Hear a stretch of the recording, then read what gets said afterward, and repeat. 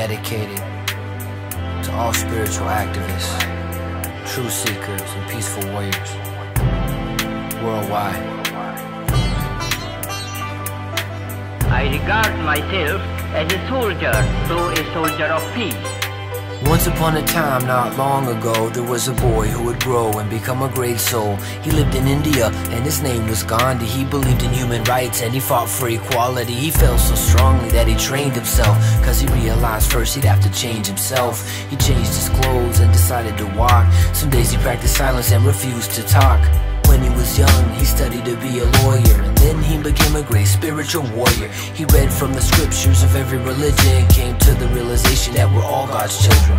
Because he understood that we're all equal, he became a spokesman for the people, a karma yogi devoted to service. To spread truth and peace was his purpose. You gotta be the change that you wanna see in the world. Be the change, just like Gandhi. Be the change that you wanna see in the world, just like Gandhi.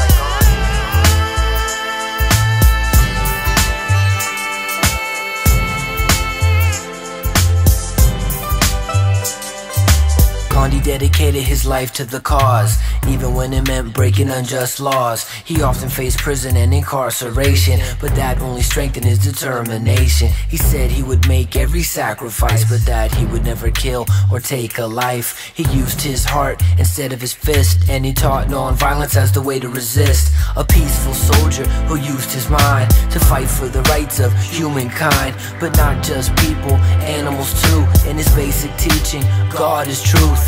He joined Muslims, Sikhs, and Hindus, Christians, Buddhists, Jains, and Jews. All the many paths that lead into the light that shines bright inside of me and you. You gotta be the change that you wanna see in the world. Be the change, just like Gandhi. Be the change that you wanna see in the world, just like Gandhi. Be the change that you wanna see in the world. Be the change, just like Gandhi.